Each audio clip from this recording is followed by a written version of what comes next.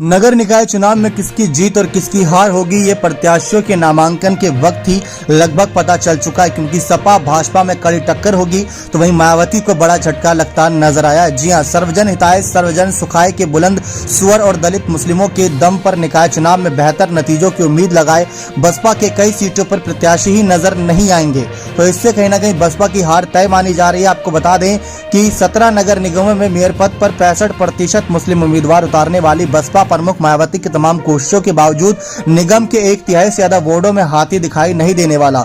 दोनों चरणों की नामांकन प्रक्रिया पूरी होने के साथ ही विभिन्न दलों के चुनाव लड़ने वाले प्रत्याशियों की स्थिति भी साफ हो गई है। सत्ताधारी भाजपा जहां सर्वाधिक सीटों पर लड़ रही है, वहीं बसपा की स्थिति पूर्व के चुनाव से बेहतर नजर नहीं आ रही। लोकसभा चुनाव से पहले हो रहे निकाय चुनाव को पूरे दमखम से लड़ने का दावा करने वाली बसपा प्रमुख ने सभी सीटों पर प्रत्याशी उतारने का निर्णय किया था, लेकिन नगर निगमों में ही पार्टी को पार्षद पद के लिए सभी वार्डों में प्रत्याशी तक नहीं मिले, जो बहुत बड़ा झटका माना जा रहा है। लखनऊ नगर निगम के 110 वार्डों में से बसपा 84 पर ही प्रत्याशी उतार सकी।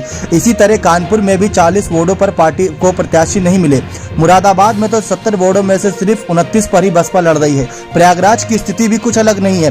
100 वार्डों में बसपा महज 52 में ही प्रत्याशी उतार सकी है। बरेली में भी पार्टी 28 वार्डों के पार्षदों का चुनाव लड़ रही है। शाहजहांपुर नगर निगम क्षेत्र में भी पार्षद प्रत्याशी बसपा नहीं उतार सकी। गोरखपुर में वार्ड की 80 सीटों में से बसपा को केवल 42 प्रत्याशी ही मिल सके। प्रदेश के अन्य प्रमुख शहरों में भी वार्ड स्तर पर बसपा की ऐसी स्थिति देखी गई। बड़ी संख्या में सीटों पर बसपा प्रत्याशियों के न होने के पीछे पार्टी के नेताओं द्वारा तर्क दिया जा रहा है कि स्थानीय समीकरण को देखते हुए निर्दलीय उम्मीदवारों को समर्थन दिया गया है। वैसे तो पूर्व में भी बसपा निकायों की सभी सीटों पर नहीं लड़ती थी, लेकिन अब की पिछली बार से भी कम सीटों पर ही पार्टी के प्रत्याशी हैं।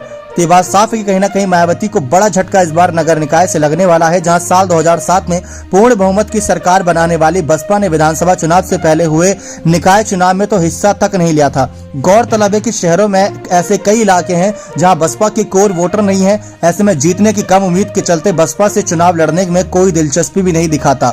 सूत्रों के अनुसार पूर्व की भांति प्रत्याशी न मिलने पर मायावती नाराजगी जताते हुए संबंधित क्षेत्र के पदाधिकारियों के दायित्व में भी बदलाव किया है। लेकिन ये बात साफ है कि जब यहाँ पर प्रत्याशी कम मात्रा में उतरे हैं, कम यहाँ पर संख्या में उतरे हैं, तो कहीं ना कहीं सपा और भाजपा के बीच अब बहुत तगड़ी टक्कर देखने को मिलेगी और कई जगह निर्दलीय प्रत्याशी बाजी मारते नजर आएंगे। लेकिन मायावती की पार्टी से उम्मीद थी कि मायावती की पार्टी नगर निकाय चुनाव में विधानसभा चुनाव की हार को बुलाने के लिए तगड़े तौर पर उतरेगी, लेकिन ऐसा होता नजर नहीं आया है। देखते हैं यहाँ पर किसकी जीत और किसकी हार होगी नगर निकाय चुनाव में। अपनी राय कमेंट सेक्शन में जोड़ दीजिएगा। बहुत बहुत धन्यवाद।